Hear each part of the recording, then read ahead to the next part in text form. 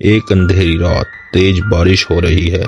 Camera धीरे से एक घर के अंदर जूम करता है। घर में सिर्फ एक टेबल लैंप जल रहा है।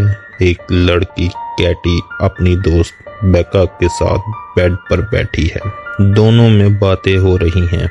बेका हल्की हंसी के साथ, तुमने कभी एक ऐसी वीडियो टेप के बारे में सुना है जो देखने के बाद तुझे सिर्फ 7 दिन का वक्त देती है? कैटी नर्वसली, छोड़ना यार, ऐसी बकवास मत कर। बेका मुस्कुराती है, पर कैटी का चेहरा पहले से ही उदास है। वो अजीब सी टेंशन महसूस कर रही है। अचानक से टीवी खुद ही ऑन हो जाता है। दोनों लड़कियां एक दूसरे की तरफ घबराहट भरी नजर से देखती हैं। कैटी टीवी बंद करती है, पर टीवी फिर से ऑन हो जाता है और फिर कैटी की चीख निकल जाती है। लाइट फ्लिकर होती है, स्क्रीन ब्लैक हो जाता है। रेचल केलर, एक इन्वेस्टिगेशन जर्नलिस्ट, एक फ्यूनरल में है। वो कैटी की मौत का राज समझना चाहती है। कैटी की माँ रूथ आंसुओं भरी आंखों से रेचल से कहती है, मुझे नहीं पता, पर कुछ तो अजीब था।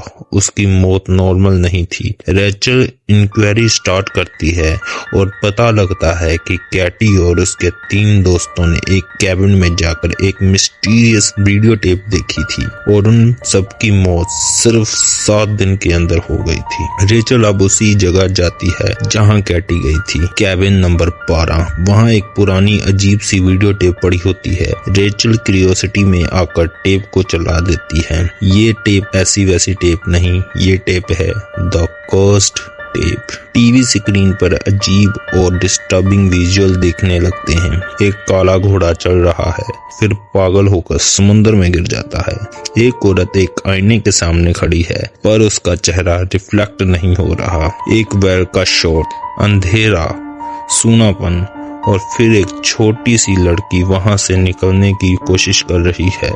टेप खत्म होती है और तुरंत फोन बजता है।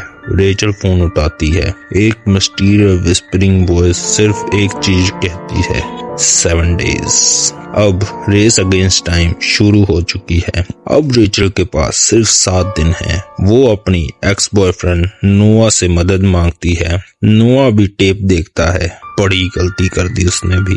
दोनों मिलकर रिसर्च करते हैं और पता लगता है कि ये टेप एक छोटी सी लड़की समारा मॉर्गन से जुड़ी है। समारा एक अजीब बच्ची थी जो लोगों के दिमाग में भयानक तस्वीरें डाल सकती थी। उसकी माँ एना मॉर्गन एक समंदर के पास रहती थी और घोड़ों की फार्मिंग करती थी, लेकिन समारा के अजीब विजन की वजह से उसके आसपास मिस्टीरियस डेथ होने लगी।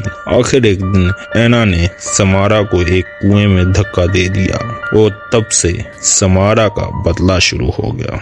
रेचल और नोआ वेल का पता लगाते हैं और वहां जाकर समारा की लाश ढूंढते हैं। जब वो समारा की बॉडी बाहर निकालते हैं, तब उन्हें लगता है कि अब सब कुछ ठीक हो गया है, पर यह सिर्फ एक शुरुआत थी। अगली रात नोआ अपने घर में होता है। वो अकेला है और तभी टीवी खुद से ऑन हो जाता है और फिर समारा टीवी के अंदर से निकल आती है। उसके शरीर से पानी टपक रहा है। उसके बाल चेहरे के आगे हैं और जैसे ही वो नोआ की तरफ बढ़ती है, नोआ चीख मार कर गिर जाता है और उसका चेहरा एक विकसित हॉरिफाइंग शेप में बदल जाता है। रेचल समझ जाती है कि यह समारा सिर्फ एक विक्टिम नहीं, वो शुद्ध बुराई थी।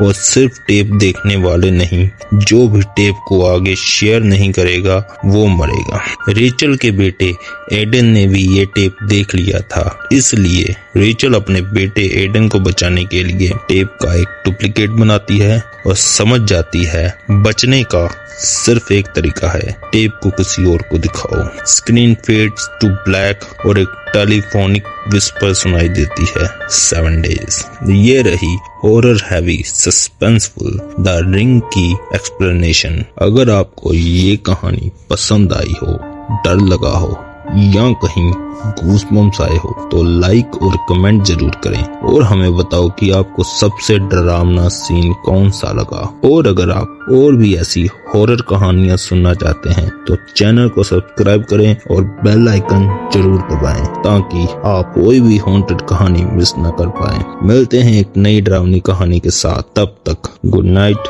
या कहूँ स्वीट नाइटमेयर्स।